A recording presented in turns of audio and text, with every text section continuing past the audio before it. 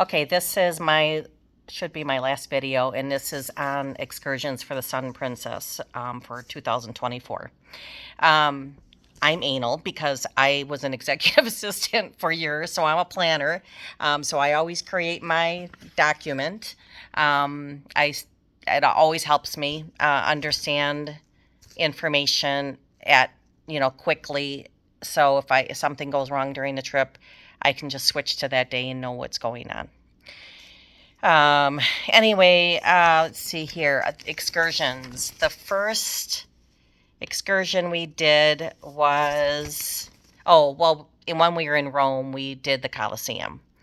That was so interesting to me and sad at the same time, but it was a very good tour. However, we sat out there in 90-degree weather with 60% humidity, and we skipped out the last 20 minutes because I was just really thirsty. Unfortunately, we didn't make it to the Vatican, but I've heard from many people that's outstanding, so unfortunately, we couldn't make it. The first excursion on the trip from the ship we did was in Naples, and we did the Sorrento and local wine tasting. First of all, Naples is beautiful, just beautiful, and but the shopping there was really cute.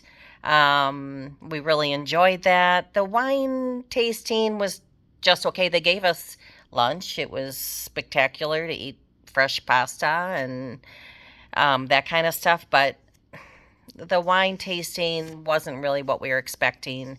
But we were satisfied with the fact that we went there. And then, of course, we got to see Mount Vesuvius because the winery's right there. So that was a really unique thing to do. Then the next excursion we did was to Crete. And we really enjoyed going there as well. We did not book a tour because this is where Santorini was supposed to be. So we said, you know what, we're not going to do a tour. And this was actually one of our favorite stops, too. Even though I'm still upset that the princess canceled our Santorini a month out to our trip, I will never understand that mentality. But this was a nice place to go. I would definitely go back there. Would I go out of my way? Probably not, but I'd go to Santorini. But we didn't do any tour, and we just got into the town and walked around, and there was plenty to do. So if you don't want to book a tour, some people were saying they felt they were more expensive. So I think there was a free shuttle. You just take the shuttle and go into town and come back when you're ready. The next one we did was to Istanbul. And, this was crazy. See, so most of the ports in the elevator, they would say, bring your passport. And, but nowhere in your room did it say, bring your passport. So they would say, bring your government ID, which some people would say, well, why would my driver's license isn't any good in Istanbul? So that means I have to bring my passport, right? Very confusing.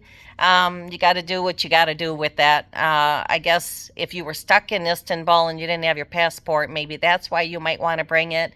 But then again, purses get stolen in these kind of countries. So do you want to take the chance? I don't know. Anyway, that day we had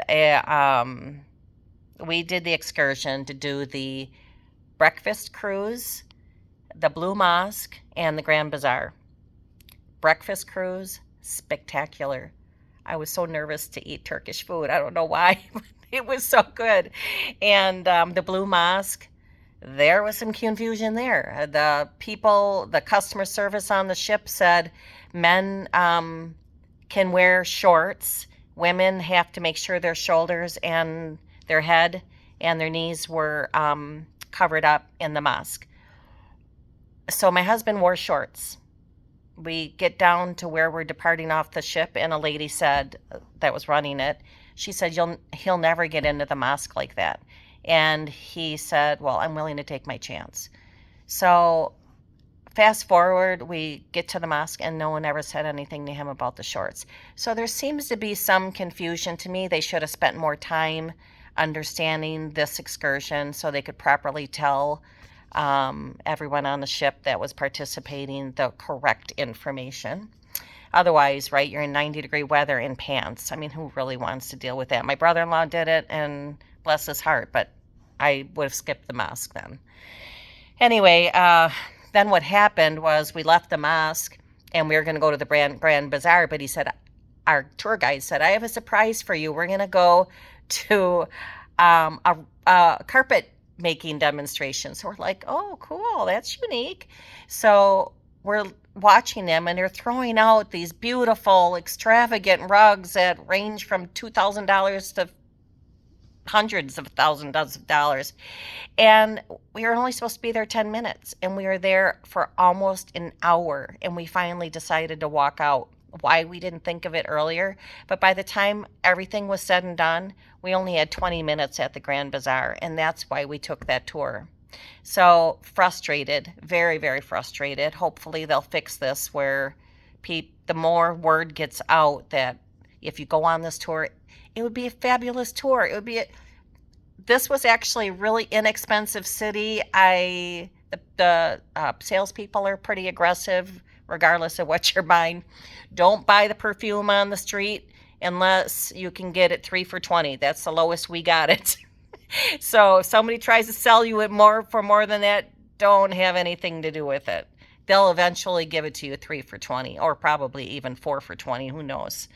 Anyway, it was a good, unique experience. Glad we did it.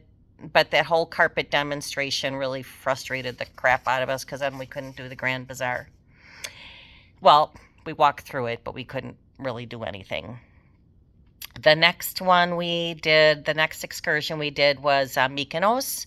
I enjoyed Mykonos, not as much as Crete, but I did enjoy Mykonos.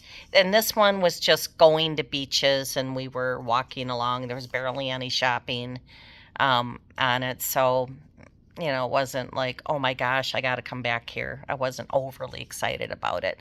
But had we had more direction when we got off the bus on where to go to see the attractions and the shopping and that kind of thing, maybe we would feel differently. But, whatever, you can't. Princess will figure it out. I'm sure they will. This ship is amazing, amazing. Then we went to Athens. We did the Acropolis, and then we went and spent time shopping. And we saw the Olympic Stadium. So we saw all that. It was, again, very hot, very crowded. So if you're going in June, bring a fan, hand fan with, a hat, water. I don't know what to tell you, but it is very hot. But it is so amazing to see. Like, we're still like, how did they build these? It's just crazy. Tour guide was very good on that one. When we went to Bar Montenegro, I was surprised, but we did like it. We didn't do a excursion because this was also a change on our itinerary. But we went and did some shops and had a beer kind of thing. It was fine. Then we went to Corfu. We really liked Corfu. This one we did. We went for a city drive, and then we went to a church, and we did wine tasting. Again, as bad as the first one was regarding the wine tasting, this one wasn't any better. So I don't know if it's worth spending the $200+ on going to a wine tasting when you get basically a sip of 3 different kinds of wines. I just don't understand that. Then at the end of it, they didn't even try and sell you their wine. So I'm like, okay, so enough of that. You get my point. But the churches are beautiful. It was really nice to be in Corfu. Sicily, then we went to Sicily. Oh my goodness, love Sicily. I'd go back there as well. We did the Steps of the Godfather. Now, by the title, The Steps of the Godfather, wouldn't you think that you're going to see more of where The Godfather was filmed other than just one small area? But no, that wasn't the case. it was unique to see where they filmed the original Godfather and where they got married and everything, but the tour itself wasn't overly exciting. I think toward the end, I just finally said, I'm sitting here and having a beer and a piece of pizza. But I love Sicily. I love the shopping. I love the tour of what we saw. I just think they should title it something else, like Steps of the Godfather and blah, blah, blah, give people more of an understanding. It's not just about the Steps of the Godfather. Then the last excursion was the Amalfi Coast. This is going back to Naples, and then you're at the other end of the area. Amalfi Coast is beautiful. Shopping is beautiful. This is definitely was my favorite port. I'm next to ending our trip in Barcelona, but Amalfi Coast is gorgeous. If you ever have a chance to go, take it. We did a Pompeii and Amalfi coastal cruise. So we went up to go see the ruin, or we did a cruise, went to go see the ruins, came back, went to this other area for shopping and gelato. That was the other thing. On the ship, by the way, we never quite ended up getting the correct definition of what a premium dessert was. There's desserts all over the ship. You really don't need the premium dessert. And I didn't even eat one dessert a day. But that was one thing we didn't understand. Now, if you're a coffee drinker, the Starbucks coffee drinker, there's two places to get coffee there. I think there's one on 7, which is quieter, and then the one on 9 right by the buffet is a lot busier. So, but we weren't charged for any of those. Oh, and the drinks, the drink package.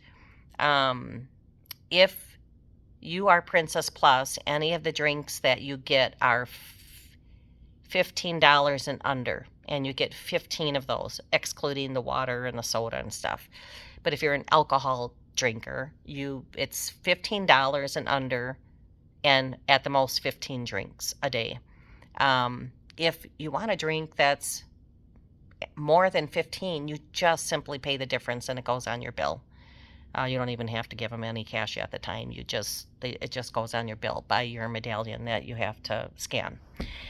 Anyway, I hope all of these videos have helped, because if I had someone, maybe more professional than me, I'm sorry, but if I had someone that just simply told me from layman's terms, instead of this, here's how you turn the water on in the ship. That was the other thing. Those showers are small. I am a size 12. So I'm an extra large shirt wearer kind of thing. And the shower was fine for me, but anybody that is larger than a 2X, you should at least look into what the showers are like for the suite, because I don't know how somebody bigger could have gotten in and out of that shower. But anyway, it's a cruise ship. I mean, you can't expect anything. This ship is simply amazing. I'm painting a horrible picture right now, but it's great. I can't say enough great things about it, but they'll work out the kinks. I know it. I trust Princess will do the right thing. Anyway, I hope this helps you. I hope it eased some of your frustrations.